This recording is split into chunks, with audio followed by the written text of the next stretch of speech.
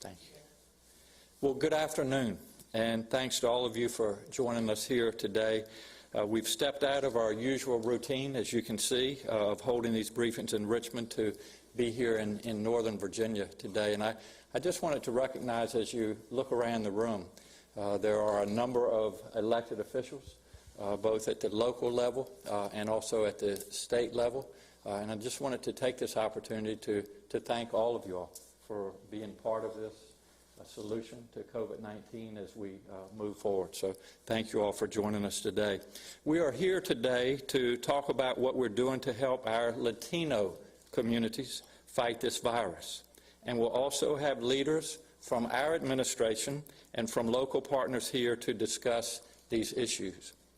First, though, on Tuesday, I promised Virginians that today we would talk about what Phase 3 will look like. Now, I want to be clear. We are not entering Phase 3 this week. While the statewide numbers are trending in a positive direction, we need to continue to evaluate the data. But people need and they deserve to be able to plan. So I want Virginians to see what Phase 3 will generally look like when we do make that decision. It still means you're safer at home, especially if you're vulnerable. It means we still strongly encourage teleworking. People still need to focus on physical distancing in all situations outside of their home. Face coverings are still the right thing to do in indoor public spaces. But Phase 3 will also bring some changes. Social gatherings may include up to 250 people. We have some slides, so please follow along as we talk. The cap on capacity for non-essential retail will be lifted. So will the cap on capacity for restaurants and beverage services, but physical distancing is still required. Entertainment venues like museums, zoos, and other outdoor venues may open at 50% capacity with a cap of 1,000 people. Gyms and fitness centers may be open up to 75% of capacity. Personal grooming services, such as hair salons, will still need to follow physical distancing requirements. Child care facilities may be open. Overnight summer camps will still be closed. Recreational sports will still require physical distancing, and swimming pools may be open at 75% of capacity with physical distancing. And as I said, face coverings are still required in indoor public spaces. Studies increasingly show how effective face coverings can be to reduce the spread of this virus. But we all need to wear them and wear them properly. This is easy to do, and I'm proud of all the Virginians who are showing a responsibility for their neighbor by wearing their face coverings. Here you can see a graphic representation of the Phase 3 guidelines, and much more detail will be posted on our website. I realize this is a very busy slide.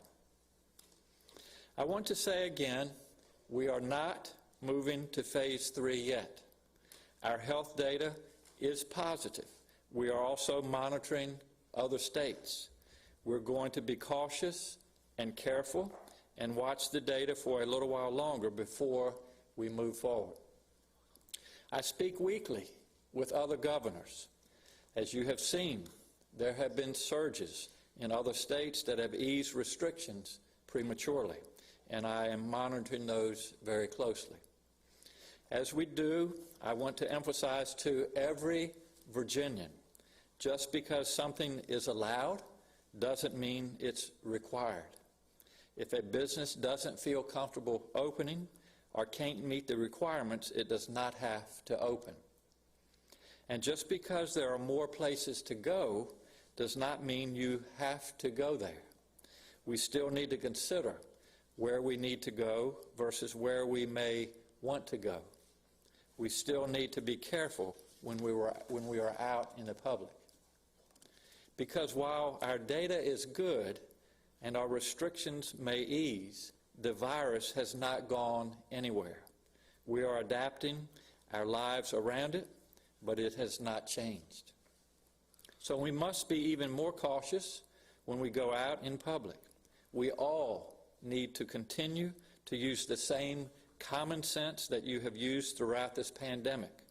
Stay physically apart from other people, wear face coverings, and wash your hands frequently. We know that these things work. So as we move forward toward phase 3, it's even more important that we acknowledge the disproportionate impact of the pandemic on different communities, like our Latino communities. Latino people, interesting, these are interesting numbers, make up 45.3% of the cases for which we have demographic data, and 35% of hospitalizations, even though Hispanic and Latino people make up just about 10% of our population here in the Commonwealth. Clearly, Latino communities are disproportionately affected by this virus. Overall, the Latino population is more likely to be uninsured than the general population. Latino people are more likely to work in jobs that put them at higher risk of contracting the virus. These risk factors are compounded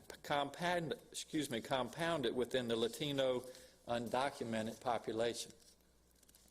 Our administration is working to increase our outreach, translating guidance and other documents into Spanish, and using Spanish language media outlets to get out public information announcements and other information.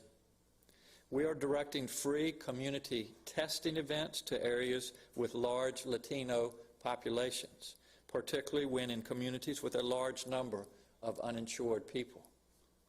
Our Health Equity Working Group is tracking the data and working to make sure we are connecting with communities that are at a greater risk. And we are all using a health equity lens to make these decisions. We have brought in Dr. Rebecca Vargas-Jackson, an expert in health care in under-resourced populations, to lead the outreach effort for the Latino community right here in Northern Virginia. We are partnering with localities to serve the African American and Hispanic and Latino neighborhoods that are at elevated risk. These programs provide health equity training for the local governments, as well as kits with masks, hand sanitizer, and educational materials. This includes partnerships in Fairfax, Arlington, and Prince William County. Our Medicaid program has worked to make it as easy as possible to enroll if you are eligible and to stay enrolled through this pandemic. Our Cover Virginia call center has written translation services for 17 languages, and Medicaid is giving non-citizens additional time if not status when they apply for health coverage. We will continue doing everything we can to make sure you get the health care access that you need, as well as PPE to keep you safe. And for those who are not documented but need testing or care, please be assured that getting you tested and cared for is our priority. We're not checking papers at these testing events or at clinics. We just want to help you and your families to be safe and healthy. I also want to acknowledge the action by Prince William County to end its 287G program.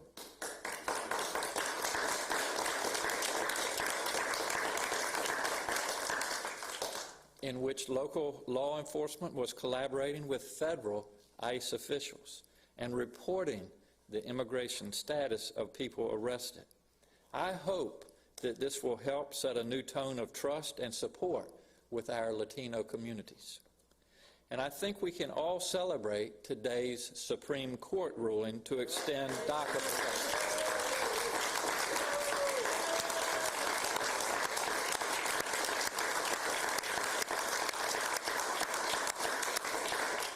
in case that wasn't clear about what we're applauding, I will repeat that. I want to thank, all of us can thank and celebrate today's Supreme Court ruling to extend DACA protections. DACA recipients have built their lives here in our country, and they make this a better Commonwealth. In all of these efforts, I am grateful for the collaboration between our administration and local governments, advocacy groups, and more. It is critical that we're reaching people where they live and that we're getting them the help they truly need. People who are members of the community know best what is needed on the ground, and I'm thankful that everyone is working together. We know this virus is having a disproportionate impact on Black and Latino Virginians. These health disparities are due to a number of factors, and we are committed to working to reduce those disparities. Everyone in Virginia deserves to have access to testing and access to care. So it's good to be here in Northern Virginia. Again, it is great to have all of our local and state leaders with us. At this time, we're going to have a number of speakers. Some of them will be speaking in Spanish. And first of all, I would like to call up to the podium Dr. Sergio Ramola. He is an esteemed physician here in Northern Virginia, and he's going to talk about this virus and the impacts it has had on Latino and Hispanics. And I also just wanted to mention that he is a member of our Virginia Latino Advisory Board. So, Dr. Ramola, please join us. Thank you, sir. Thank you very much, Governor. First of all, good afternoon, everyone. Thank you, Governor, for your leadership during COVID-19 pandemic, and also for the opportunity to serve in your administration at the Latino Advisory Board. Buenas tardes a todos. Gracias al gobernador de Virginia por su liderazgo y por darme la oportunidad de servir en su administración en el Consejo de Asesoría Latina. Mi nombre es Sergio Ramola, soy médico ginecobstetra, residente del condado de Fairfax en Herndon, Virginia, y soy miembro también del equipo médico del Hospital de Innova en el condado de Fairfax. También soy copresidente de la Asociación de Médicos Hispanos en el área de Washington, D.C., y como mencionó el gobernador, estoy en la Junta de Consejería de Virginia. Me quiero comunicar a la comunidad y recordarles que el coronavirus está aquí con nosotros. Los resultados en las últimas 2 semanas en el condado de Fairfax son alentadores porque muestran que hay un descenso en el número de casos. Sin embargo, eso no quiere decir de que debamos de bajar la guardia. Este virus es 5 a 35 veces más peligroso que el virus de la influenza y es también 50% más contagioso que el virus de la influenza. Es importante saber que este virus tiene una capa de grasa que es desintegrada por el jabón, extrae las proteínas y desactiva el virus. Por eso es muy importante que la comunidad continúe lavando constantemente las manos o usando algún tipo de alcohol si en caso no existe jabón. También es muy importante que la comunidad continúe, aunque ya vamos a entrar en una nueva fase en el futuro, tenemos que continuar usando mascarillas, sobre todo cuando estamos en áreas cerradas o incluso afuera si no podemos mantener una distancia de por lo menos 2 metros. Este virus nos ha traído a relucir las disparidades que existen en nuestra comunidad en el tema de salud. Como el gobernador lo mencionó, en el estado de Virginia, 45% de latinos de los casos de coronavirus están en la comunidad. En el condado de Fairfax, el 65% de los casos en que se conoce la etnicidad son en la comunidad latina. El gobernador ya mencionó algunas causas por las cuales estos números son bastante elevados. En el comité de asesoría, nosotros estamos trabajando conjuntamente con la administración en nuestra página de internet, que es blab.org.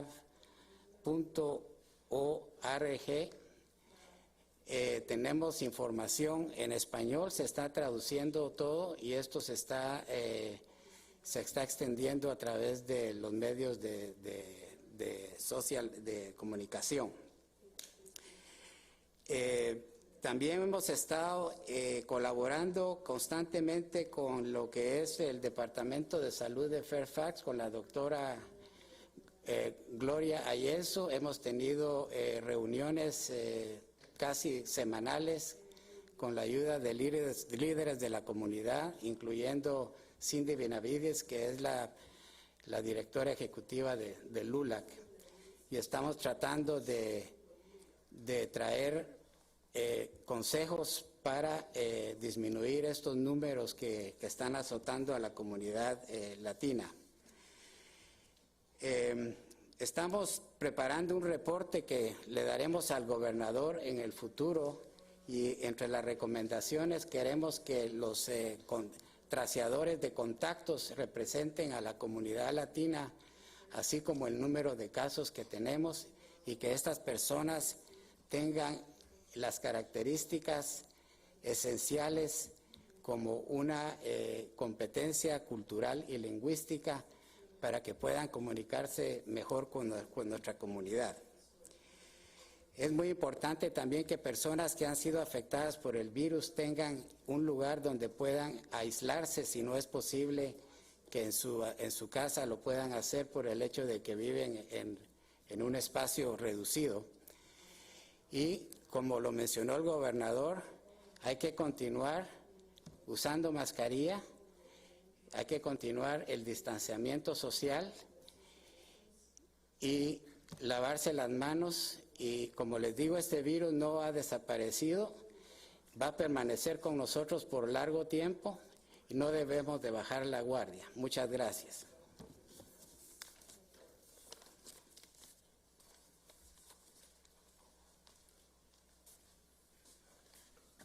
Muy buenas tardes a todos. Le quiero dar las gracias por estar aquí con todos nosotros en este día. También le quiero dar las gracias a todos los líderes que vemos aquí hoy, que cada día luchan para asegurarse que la comunidad latina sea representada en todos los niveles de gobierno. Mi nombre es Marvin Figueroa, yo soy el subsecretario de Salud para el gobernador Northam, y así como dijo el doctor Ramola y también el gobernador, estamos viviendo durante unos tiempos bien difíciles en nuestra comunidad. El sufrimiento de manera desproporcionada en efectos económicos y también de salud.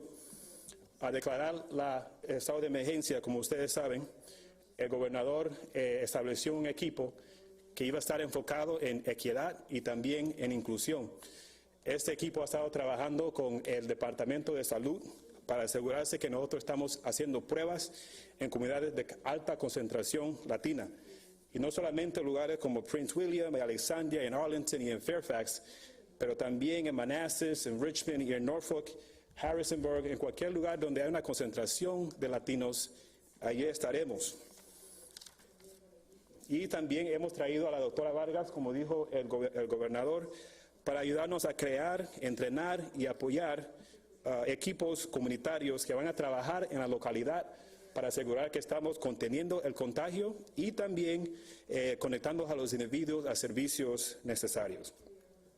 Sabemos que el virus no discrimina basada al estatus migratorio y nosotros estamos asegurándonos que estamos maximando todos los programas a nuestra disponibilidad para asegurar que todo el mundo tenga lo necesario para sobrevivir y también moverse adelante. En colaboración con la Corte Suprema de Virginia, logramos detener los desalojos de inquilinos. Como dijo el gobernador, también pudimos expandir nuestro programa de Medicaid para adultos bajo una determinada ingreso, facilitar la manera en que uno pueda matricularse y también establecimos un programa en la agencia para investigar discriminación cuando vemos que sea posible. Pero sabemos que todavía hay mucha necesidad. En las semanas que vienen, el gobernador va a hacer anuncios sobre los inquilinos y también protecciones en el trabajo. Se necesita más que buenas intenciones para resolver los problemas que estamos viviendo. Nos comprometemos como administración a continuar colaborando con la comunidad y también con las localidades como el condado de Fairfax. Ahora, próximo después de mí, viene el Chairman Mckay, un increíble campeón y un amigo de la comunidad. Chairman Mckay.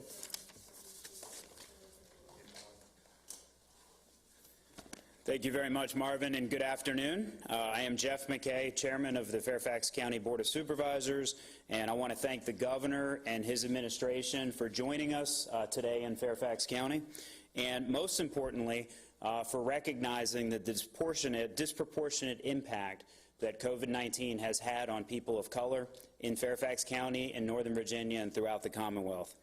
In Fairfax, we've recognized this disproportionality from day one of this virus. And from the beginning, we've been putting in place proper supports for our most vulnerable community. We've given over 69,000 tests already, and we are now averaging over 9,200 tests per week in the Fairfax Health District. To get to this point, we've been relying on community partners, private health providers, the state, and others. This is truly a team effort. In Fairfax, more than 25 sites right now are offering testing for residents and have capacity, and I urge people to take advantage of those opportunities. You can visit fairfaxcounty.gov, COVID-19, to find a list of these 25 sites. As you'll see on this list, there are different rules and regulations at each of these centers, but all of them have testing capacity now. The county is also doing its own testing, and we're being specific in targeting our resources into the communities that are most vulnerable.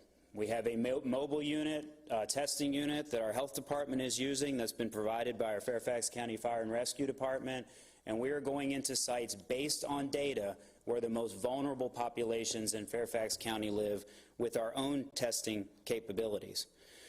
These sites will not be highly publicized, but will be worked with the neighbors and community groups in those areas so that we can ensure that our testing capabilities are going to the most vulnerable in our community. If people are tested positive, we have resources in place to help guide them as we move forward, including quarantine options, which you'll hear about in a moment, and contact tracing. Contact tracing is vital in our effort to defeat this virus. In Fairfax County, we have had 250 contact tracers on the ground doing contact tracing since March. We believe this to be the most of any health district in the entire Commonwealth of Virginia, and we're proud of that. The county has also recently signed a contract with the Institute for Public Health Innovation to hire up to 400 contact tracers for up to a year, depending on case numbers. We're hiring in groups of 30 per week and training people immediately, and those tracers live in our community and, most importantly, reflect the demographics of the populations that they are serving. We are heartened to hear an overwhelming amount of support from our community of people who have come forward to offer to assist us in this. We also are looking at this issue holistically. We've been proud of the support we've had from our federal partners and our CARES Act funding. Fairfax County immediately put $25 million into the hands of our nonprofit communities to provide relief services for the most vulnerable in our neighborhood. We have a multilingual call center for any resident who needs assistance with utilities, housing, rent, testing, health care, to call, and I urge people to call that multilingual phone number, which is 703-222-0880. Our board also feels strongly that in order for us to recover from this health crisis, we must also recover our economy. And we have put $25 million into a small business grant program for businesses in Fairfax County, and over 6,280 applicants have already applied for business assistance from Fairfax County. 83% of those businesses have between 1 and 10 employees, and 69% are women, minority, veteran, or disabled-owned businesses, the small businesses that are key to our economy. As you can see, our board feels strongly that the disproportionality of this pandemic affects all of our residents in Fairfax County. In order for us to emerge successfully, we must focus our efforts in our most vulnerable populations in the county. We look forward to continuing to work with the governor and his administration in order to help us recover from this pandemic and move forward successfully and in good health.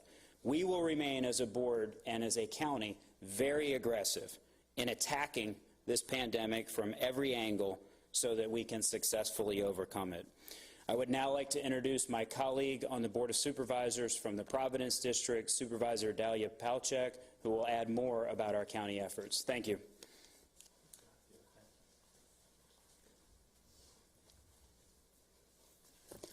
Hola, buenas tardes.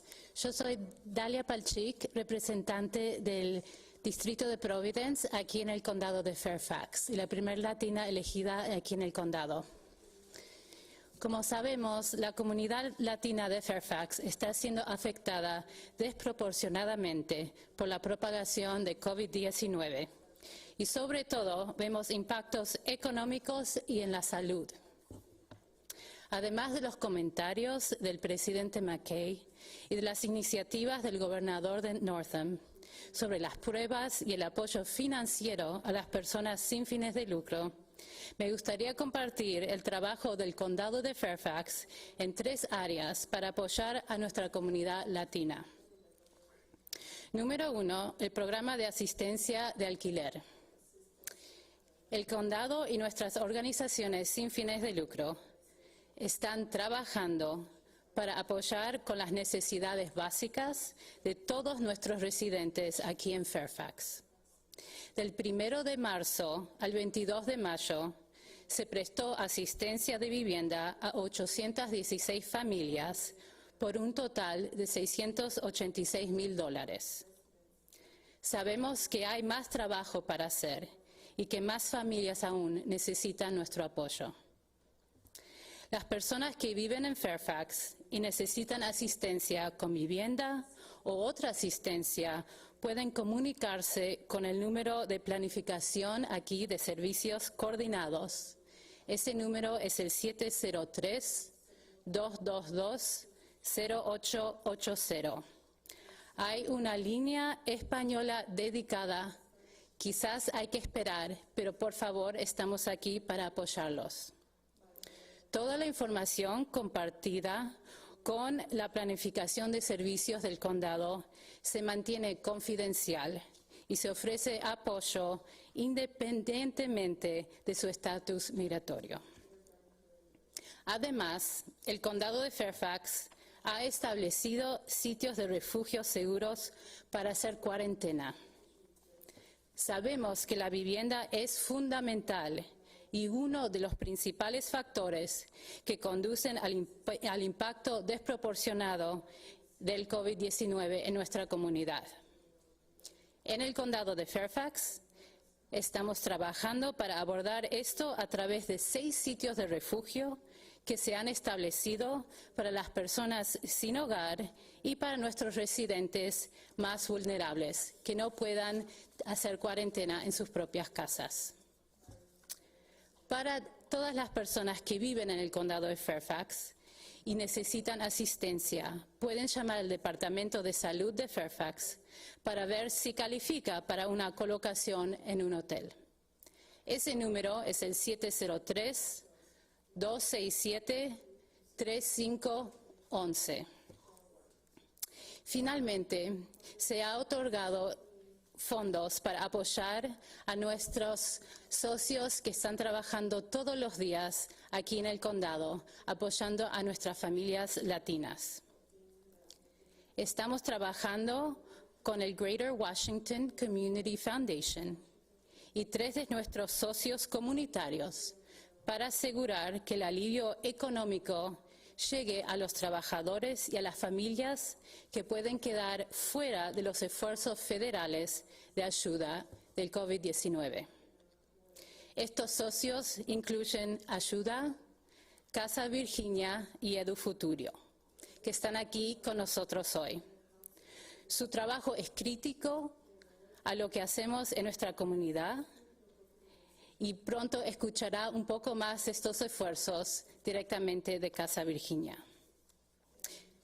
Esperamos que esta inversión inicial nos ayude a mejor llegar a los miembros más vulnerables de nuestra comunidad y sobre todo a crear asociaciones para trabajar juntos a largo plazo aquí en Fairfax.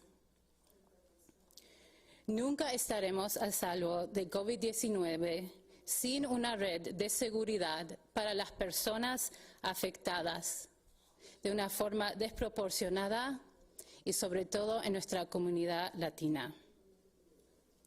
También sabemos que debemos comprometernos con la inversión a largo plazo en nuestra comunidad. Esto no ha sido una sorpresa y sabemos que hay muchísimo trabajo adelante.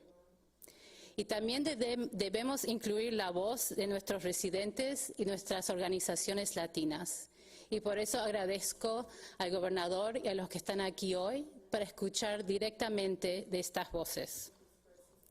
Sabemos que la crisis se está viviendo ahora, pero nuestras familias deben ser parte integral cuando tomamos las decisiones para el futuro social y el futuro económico del condado y de nuestra comunidad.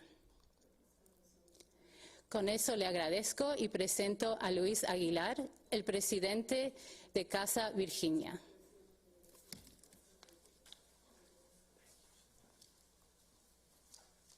Buenas tardes, buenas tardes.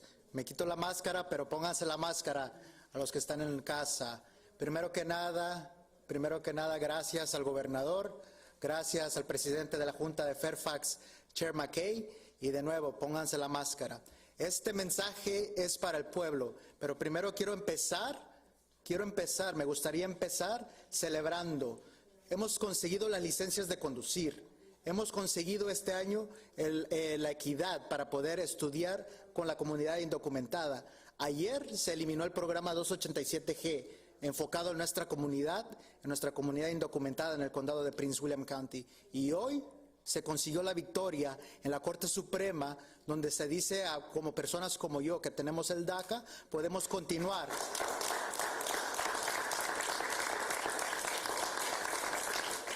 Entonces, estamos contentos, sabemos que hemos logrado bastante, pero el pueblo está sufriendo.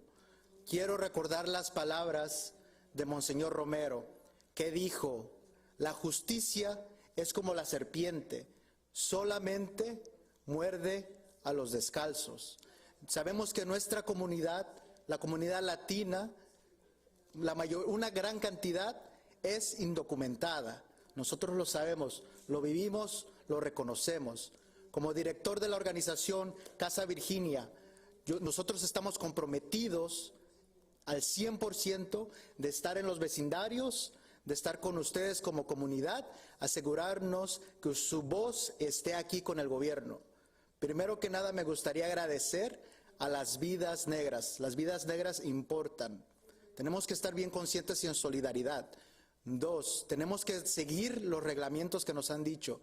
Se nos dice, se nos comunica y lo hacemos, pero yo lo veo, lo he visto. Ahorita estuviera en el vecindario de Coolmore, en donde yo viví, estuviera repartiendo leche y máscaras. Eso es lo que estuviera haciendo ahorita.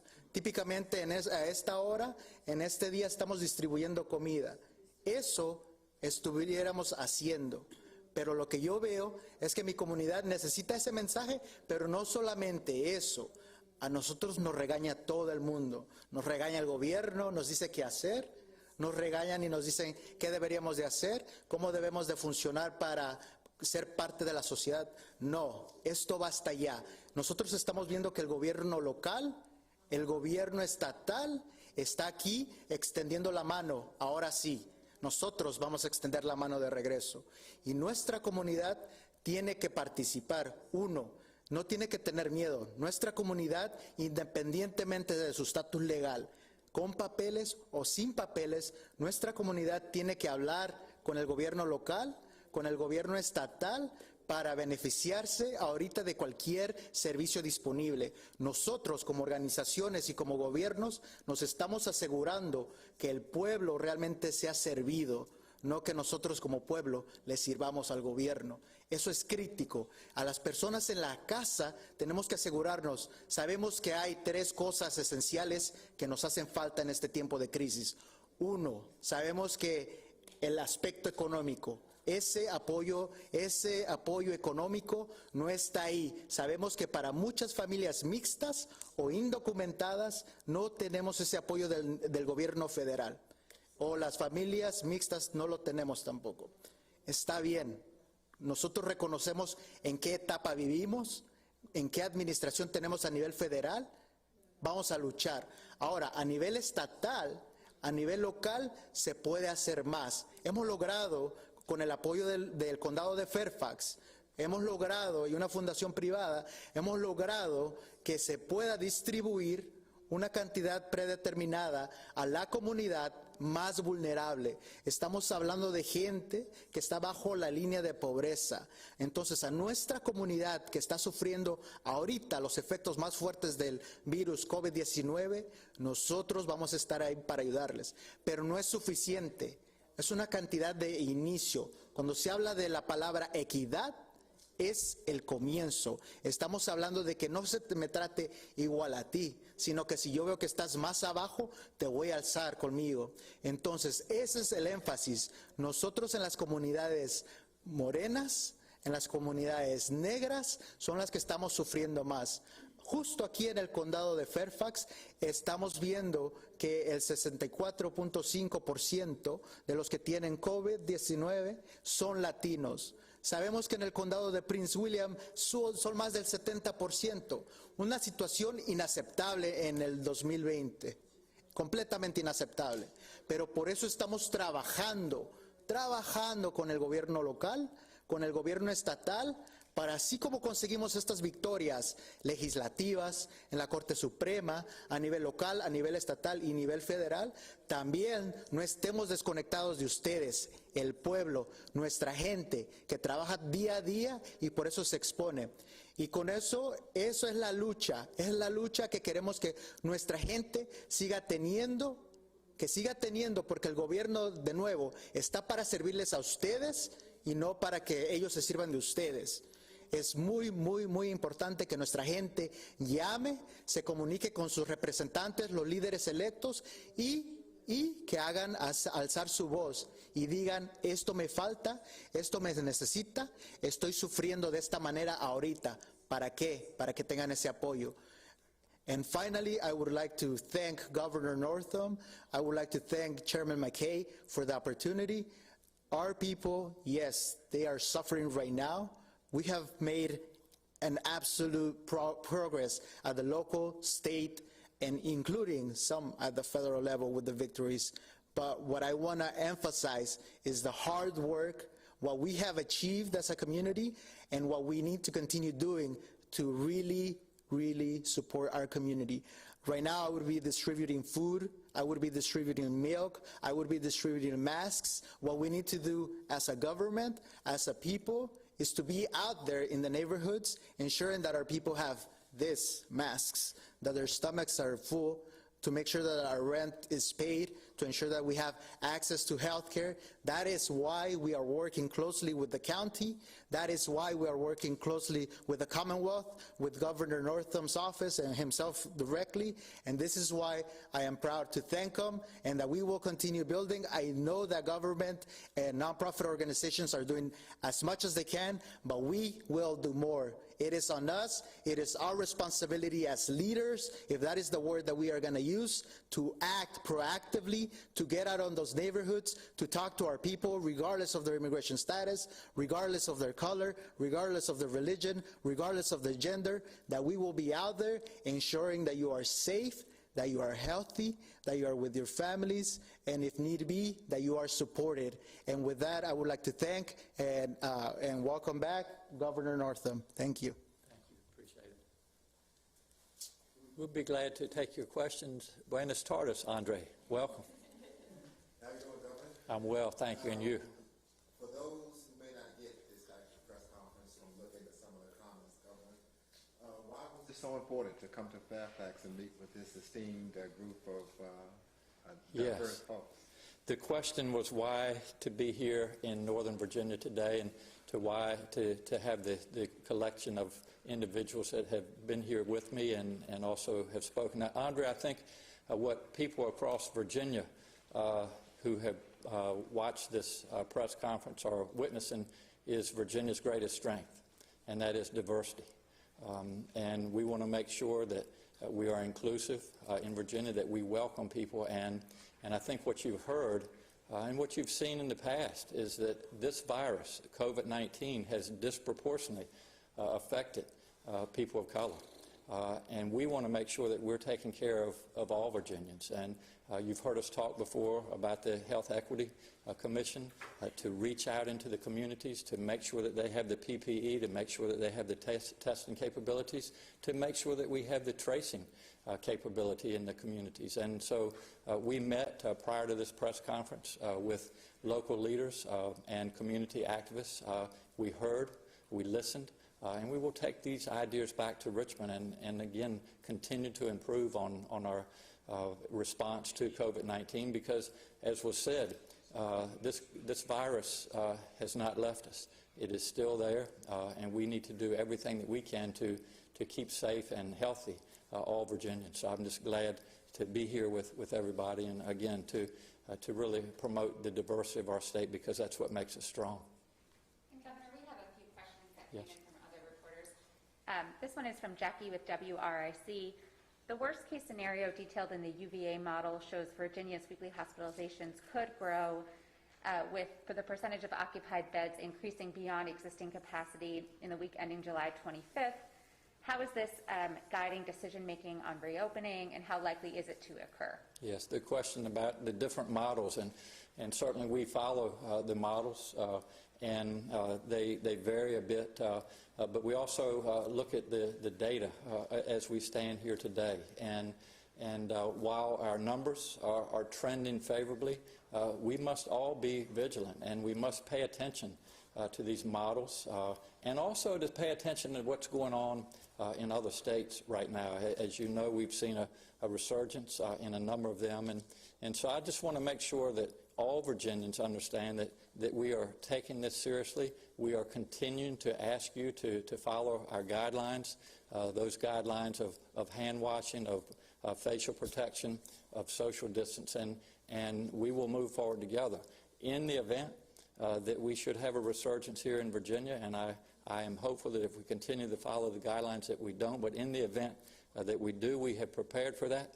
We have prepared with PPE. We have a good stockpile of that.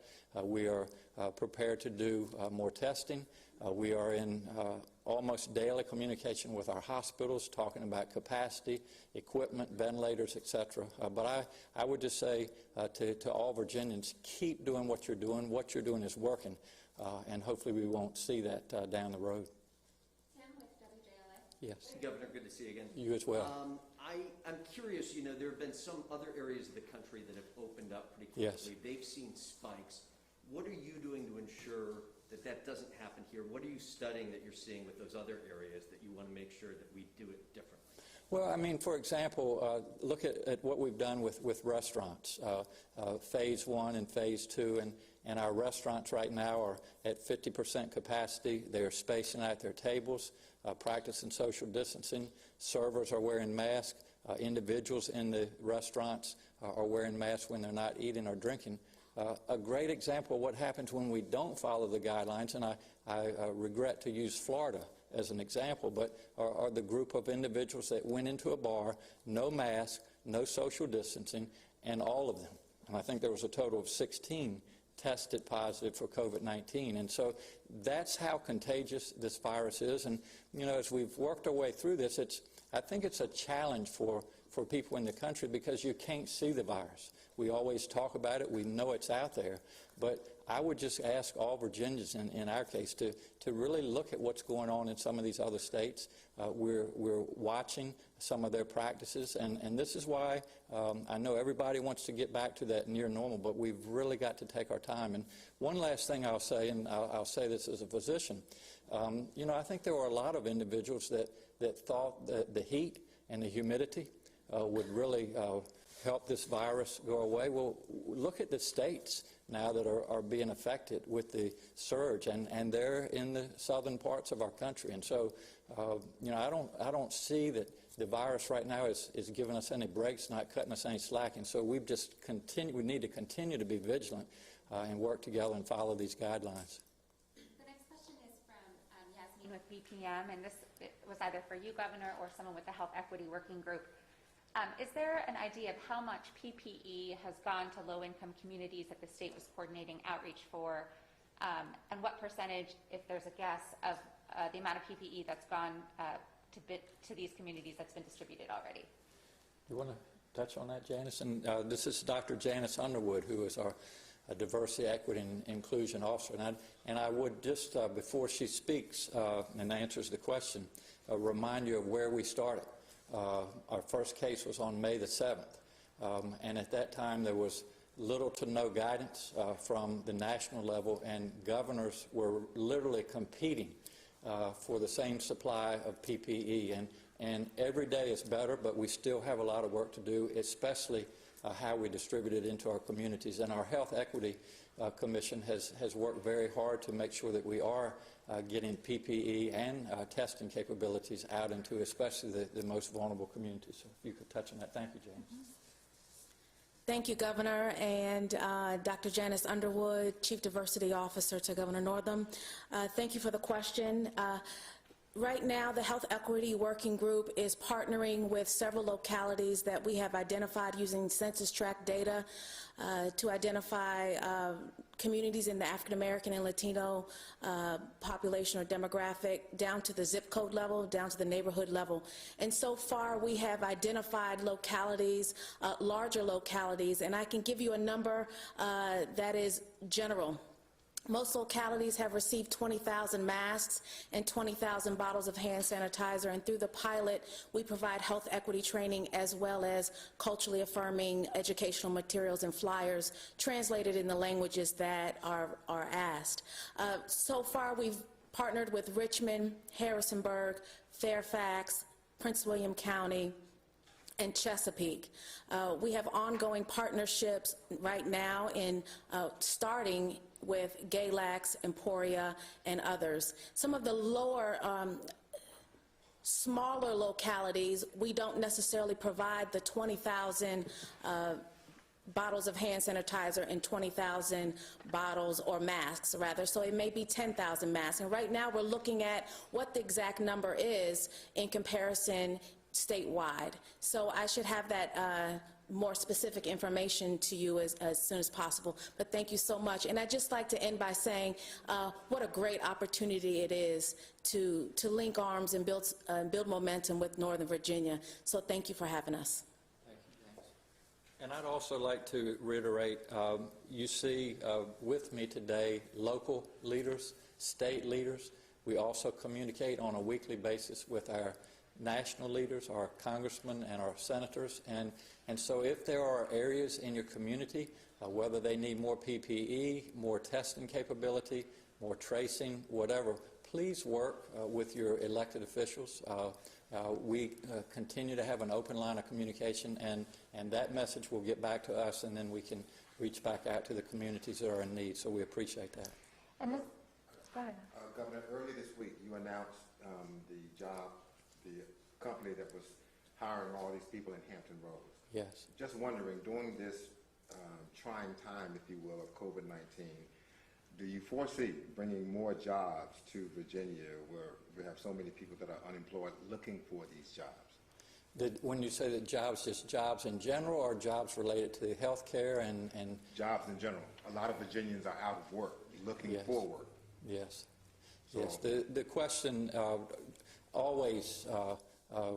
Andre, we're looking for business opportunities, and I will say that we've been fighting this health crisis, and as you've heard me say, we need to get the health crisis behind us so that we can recover our economy and get people back to work. But we continue, and I've been pleasantly surprised with businesses. I was just on some phone calls this morning, businesses that are expanding in Virginia as we speak, and also businesses that are looking to come to Virginia. So we also, our legislators will be going back to Richmond here in another few weeks. We'll be talking about our budget, but one of the things that we were proud to have in our budget coming out of the session this past year was workforce development and investments in our community colleges, making sure that individuals could go for their training or be retrained without having any new debt. And so we will continue to discuss those priorities, but that will be a big part of our discussion when we talk about our budget, and that is how to get people back to work, and it will be a top priority. We have a question from Alan Suderman with the Associated Press. He said, what is your best guess for when Phase 3 will start? Yes. The question is, what is our best guess when Phase 3 will start? Tomorrow is the 19th.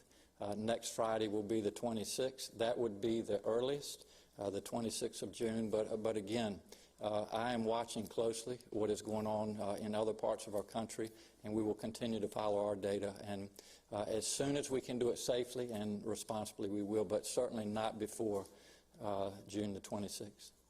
And then we're getting a couple unrelated questions to COVID, but there was a hearing this morning about the Lee statute, yes. And the injunction was extended, so I want to get your response to that. Yes, the question about the Lee statute, as you know, we announced last week that we had made the decision at the state level to take down the Robert E. Lee statute. Just to kind of review, we have a number of Confederate statutes in the Commonwealth of Virginia. The one that we have control of in the governor's office is the Robert E. Lee statute. We made the decision to take that down. Other regions and localities, we have passed legislation to give them the opportunity to make those decisions. Our decision to take down Robert E. Lee statute and put it into storage has been in the court system now for the last 10 days. That injunction was continued today, but I just want to make sure that all Virginians know that as soon as we can, as soon as we get through the court's processes, the Robert E. Lee statute will be removed from Monument Avenue in Richmond. I think that's it for the questions on my end. Yes. Well, thank you all again for being with us. You have heard it said by a number of speakers. We know what works. We want you to continue to be vigilant, to wash your hands, to use your facial protection, to keep social distancing. We're all going to get through this together. I hope that you all have a restful and peaceful weekend, and we will look forward to being back with you on Tuesday. Thank you very much.